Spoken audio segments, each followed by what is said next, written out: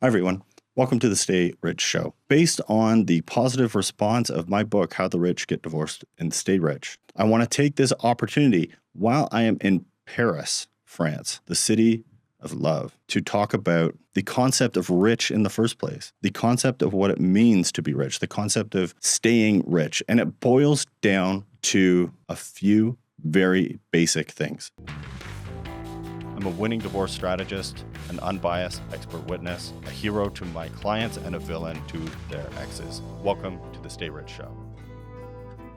You know you are leading a rich life when you are in the right place at the right time, doing the right things with the right freedom. And of course, always, fifth, the most important one, with the right people. Now, I wrote this book specifically using the term rich. And when most people read it, they're going to think of money, and it's not all about money. This is about establishing yourself as a leader again. And maybe that is enough to save your marriage so you don't go through the divorce in the first place. You're able to bend the trajectory back to being great as it once was. But if not, the time for leadership is now. And that's by recognizing what is important to you as a leader who is supposed to be protecting and providing for his loved ones while you're going through one of the biggest challenges of your life.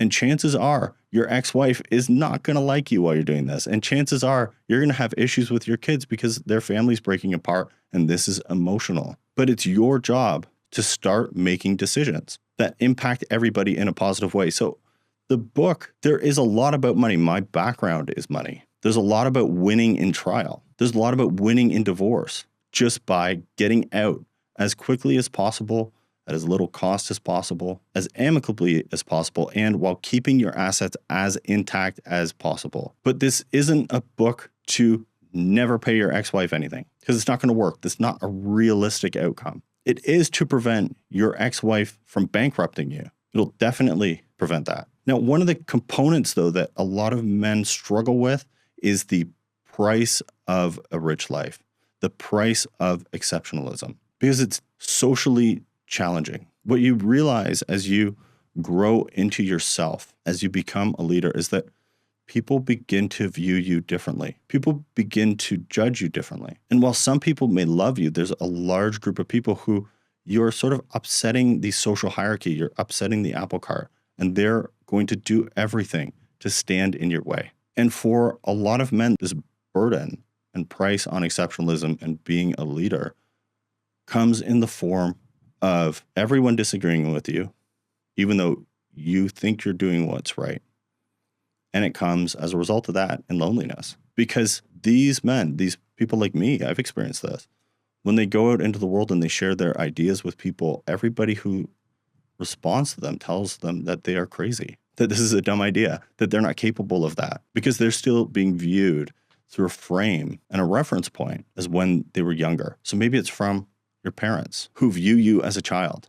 Maybe it's from your wife who viewed you as that 25-year-old, not the 40-year-old successful guy. Maybe it's from your children, and they don't know that they're sabotaging that relationship because they just perceive you differently. They see you differently. And they're more willing to say things more clearly to you because they know that they can. And from friends and colleagues, it's the same thing. You've had a track record of success doing one thing, and then all of a sudden you're saying, I'm going to change course for the future. I'm going to make changes in my life that are for the better.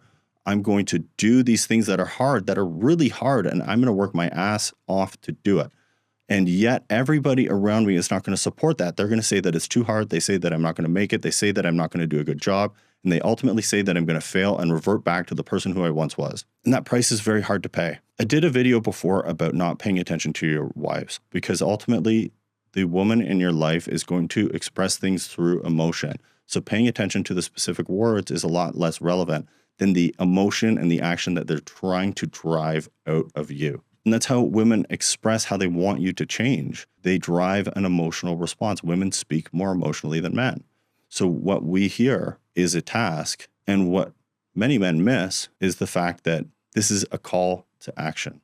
This is an attempt to connect. This is an attempt to understand. This is an attempt to change how you are behaving, often, most often for the better. And the same thing can happen in any relationships. But For men who are inspired to grow, who have reached a point in their lives where they know deep down in their soul that they need to make a change, or often several changes. My book, How the Rich Get Divorced and Stay Rich, goes through the 4 pillars of the Stay Rich Reset. And I work with anybody that I advise on this program, going through a divorce, to say, you need to get physically in far better shape. You need to invest more time and effort and energy into becoming more energetic, into becoming more capable, into becoming physically stronger, so you know that you have the strength to go out into the world and be able to engage with people with your full focus and capacity. And as they're working on that, I also tell them, we need to work on your mental state. We need to work on your fortitude,